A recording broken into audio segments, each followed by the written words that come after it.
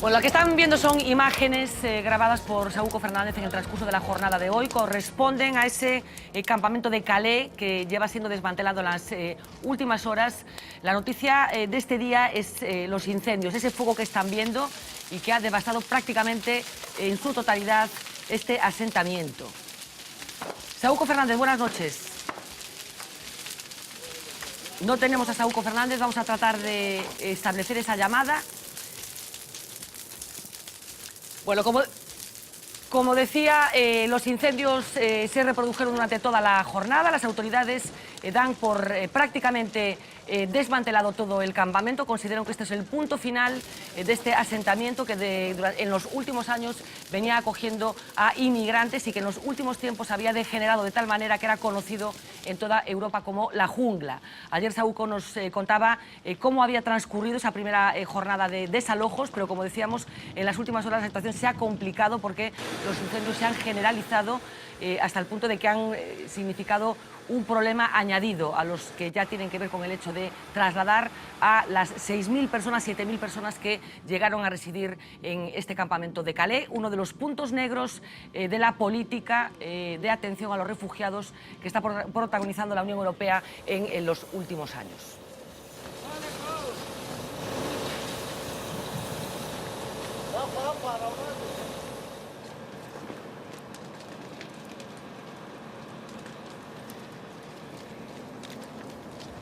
Bueno, como decíamos, imágenes que fueron grabadas hoy mismo por Saúco Fernández y otros compañeros de medios de comunicación que están siguiendo este desmantelamiento, el simbolismo del asentamiento de Calais, conocido como, les estaba contando, como la jungla. Saúco Fernández, muy buenas noches.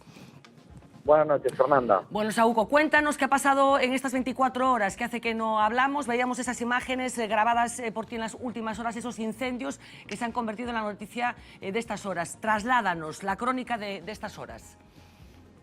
Pues el campo amanecía esta mañana con una parte importante totalmente arrasada. Durante la madrugada ardieron como 200 metros lineales de avenida, que es, digamos, el antiguo núcleo económico de la jungla de Calais, donde se encontraban los establecimientos, restaurantes y pequeñas tiendas, algunas abiertas en el año 1999, cuando se estableció este asentamiento. Eso ardió durante la madrugada.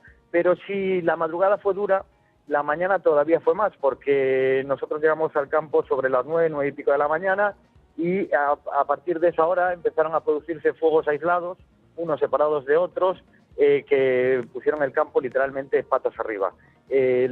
Algunos voluntarios intentaron apagar, intentaban combatir el fuego, separando las chabolas unas de otras, destruyendo las que estaban alrededor para que no, entre los plásticos y la madera, no se extendiera el fuego rápidamente, pero fue imposible. Había muchísimos fuegos, no se sabe todavía quién los provocó. Se barajan varias opciones desde la policía, pero no oficialmente. Se señalan a grupos de extrema izquierda ligados al movimiento No Border. Algunos refugiados se culpan a los propios refugiados y otros hablan de incluso la policía. De momento no se sabe quién ha producido esos fuegos.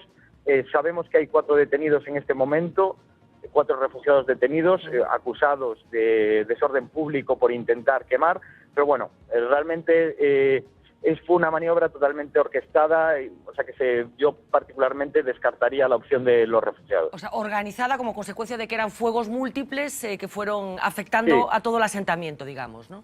A todo el asentamiento, sí, provocando. Lo que provocó fue mucho pavor, mucho miedo entre los refugiados que quedan.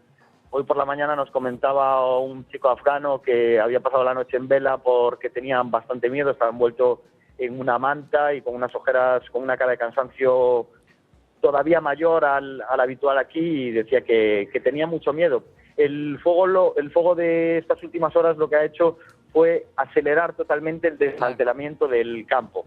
Lo que no hicieron las excavadoras ayer, lo hizo el fuego hoy, un trabajo perfecto, porque desmontó literalmente lo poco que quedaba de Calais, lo poco que no es poco, porque yo calculo que en torno a 3.000 personas, aunque las versiones oficiales aseguran que hay menos, sobre 3.000 personas todavía permanecen en el campo.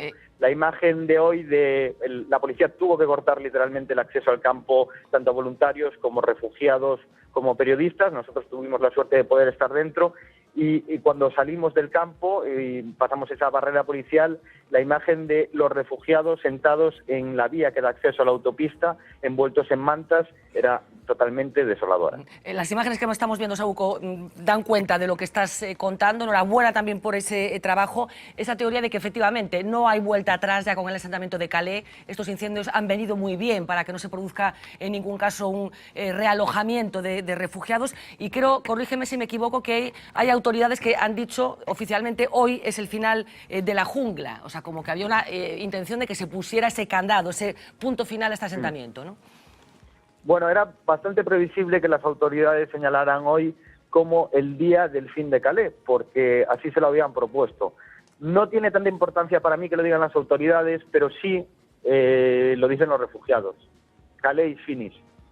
Para ellos Calais ya terminó, entonces esto ya no es una opción para pasar al Reino Unido. La gente, de hecho, iba a tener problemas para pasar hoy la noche. Algunos de los chicos que mañana iban a ser realojados ya no quieren dormir en el campo y están durmiendo en zonas anexas para curarse de posibles riesgos, porque hoy probablemente el campo siga ardiendo. ¿Con qué ánimo, Saúco, bueno, las personas con las que habéis podido hablar, con las que has podido hablar, con qué ánimo han procesado los refugiados toda esta peripecia, el desalojo, los incendios, la sensación de peligro, bueno, todo lo que imaginamos que pueda estar pasando un ser humano en estas circunstancias?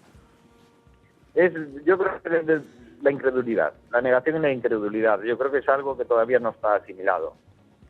No, yo creo que no lo pueden asimilar. Y un sitio como Calais, pues, no sé, a lo mejor un final así era previsible, pero no sé, parece desbordante incluso. Las 4 horas entre las 10 de la mañana y las 2 de la tarde fueron totalmente apocalípticas allí. Entre las 12 y la 1 pudimos contar al menos como 6 explosiones de bombonas de gas. Todas las chabolas tenían su cocina, casi todas tenían bombonas de gas llenas y vacías, y las explosiones eran continuas. Increíble, apocalipsis en Calais. Pues Saúco, enhorabuena, de verdad, una noche más por el trabajo que estás haciendo ahí, por esas imágenes y por el relato que nos estás haciendo. Gracias. Un saludo. Un saludo muy fuerte. Bueno, ¿alguna reflexión tiene que ser muy breve? Bueno, 2 o 3, muy breves. La primera es, esto es el resultado de una gestión voluntarista de la inmigración. Es decir, si entra en masa y no se consigue atender por las razones que sea, acaba sucediendo esto.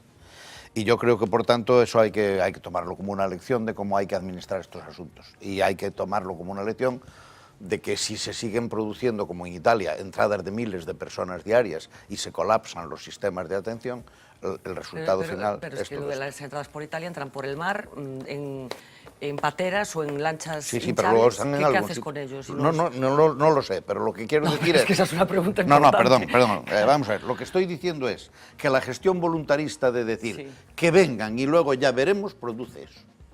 Ese es el primer tema, porque La segunda es que a mí me gusta que en este momento hagamos una comparación con lo que sucede en España. Esta es una frontera interior de la Unión Europea, nosotros tenemos frontera exterior.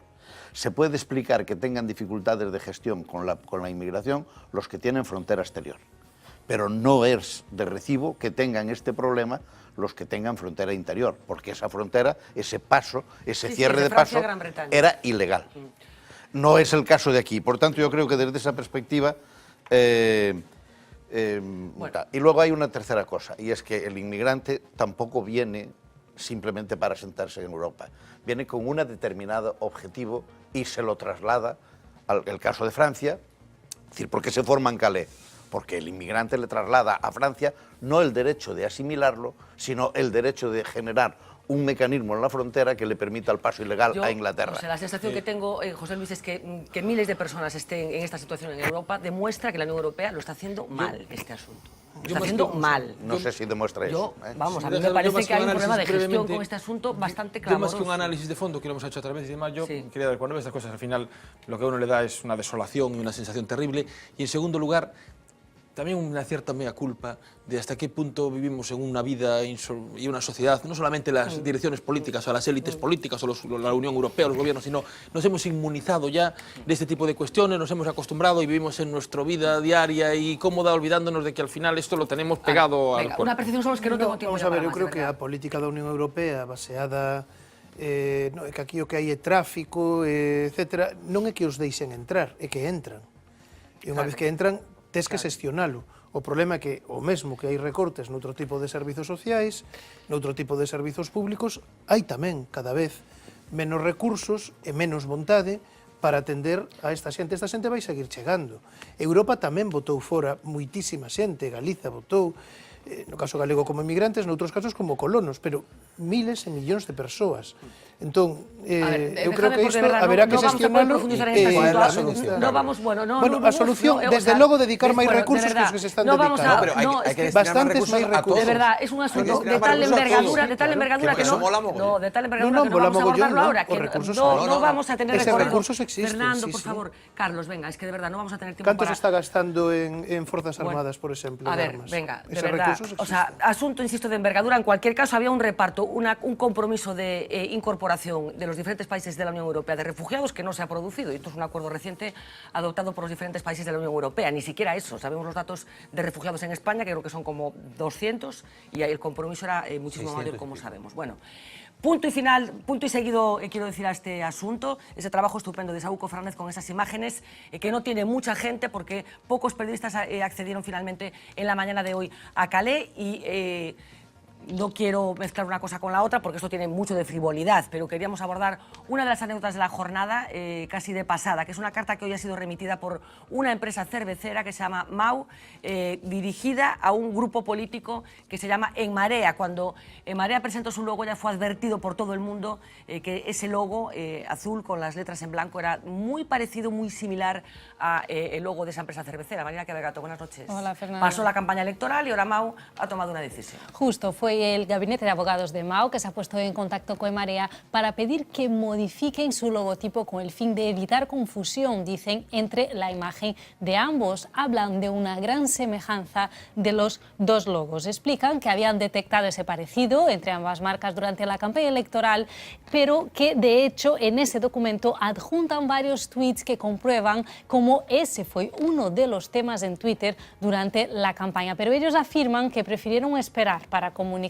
más tarde con el partido para así no interferir en el proceso electoral. Ahora piden colaboración para que ambas partes lleguen a una solución. Desde En Marea, que dicen, pues sostienen que los logos sí son similares, pero no el mismo, ya que a diferencia de Mau, dice En Marea, su M, la del partido, simula las olas del mar. Bueno, pues simula las olas del mar, bueno... Joder, macho. Está bien. Pero... Bueno, en cualquier caso, esto simplemente es el primer paso que ha dado Mau, manda una cartita, ya podemos imaginar que no se van a quedar así, porque ellos consideran que les ha hecho daño esta asimilación de su logo con el de En Marea. Así que como estamos con este tono, vamos a poner el punto final a la jornada de hoy, informativamente hablando, con el Off the Record de Lois Balazo. And now we come to the thrilling final episode of our radio drama. Off the Record.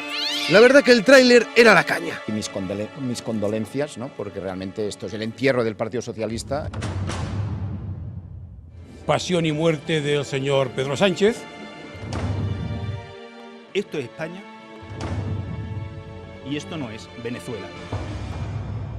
Pero nuestra valoración final es que si se lo están pensando, no vayan al cine a ver Sesión de Investidura 3, porque mucho marketing, pero el argumento no vale un duro. Una decepción. Con decirles que lo más interesante del discurso fue la nueva fórmula de dirigirse a los allí congregados, que la fórmula esa de Señoras y señores diputados. Es ya pasado, ahora lo que lo peta es la palabra xorías. Seorías. Pues eso, si es que ya no había ni demasiada tensión dramática en la previa, y cada loco con su tema. Pablo Iglesias preocupado porque un medio ha dicho que está echando tripa. Pero yo tenía fama de flaco. Y ya lo último, los periodistas teniendo que ejercer de terapeutas con sus señorías. ¿Seorías? O xorías. No, yo soy una persona que tiene, en fin, el ritmo bajo por las mañanas, o la tensión baja, y según va avanzando el día me voy poniendo más en forma. Mira, Odo, amigo, si tienes problemas, llama a Torre Iglesias, como tantos españoles de a pie han tenido que hacer durante años. Saludos, muy buenos días. No, yo soy una persona que tiene, en fin, el ritmo bajo por las mañanas, o la tensión baja. Hay que aprender a dormir. Según va avanzando el día me voy poniendo más en forma y cambia incluso el tono de voz. Hay que trabajar la mente desde el punto de vista psicológico. No es un problema de no estar esperanzado, no, simplemente que estoy bajito de tono. Decir, oye, que merece la pena luchar, vivir, tienes cosas importantes que hacer en la vida. Que de verdad. Total, que la amiga del asunto estuvo una vez más en el salseo, el ambientillo que allí se respiraba. Fíjense cómo entraba Rajoy en plan, ¿qué pasa, Peña? Era el protagonista total, todos se abalanzaban sobre él y esta pobre Ujier, que no le dejarían por cuestión de altura montarse en la mayoría de atracciones de PortAventura, teniendo que contener a la manada de fotógrafos sedientos de un primer plano. Así es la vida, la cara y la cruz, una cruz llamada PSOE, llamada Antonio Hernando, que subía las escaleras rígido y más tieso que la hucha de las pensiones. Y luego el tío haciéndose el longui cuando llegó Pedro Sánchez, que fue en plan, ¿qué pasa, Judas? Ah, hola, ¿cómo estás? Y desde el palco, claro, analizaban pormenorizadamente la moviola. ¿Has visto el saludito? Qué falso es el tío, ¿eh? Venga, hombre, que eso no se hace. Y entre todo esto, Rajoy súper agobiado. En fin, que el candidato a la presidencia vino, vio y venció. Y así se lo reconoció Soraya, que señalaba su reloj y decía, bravo, Mariano, cada día lo haces más rápido. Que también les decimos, no será por falta de práctica.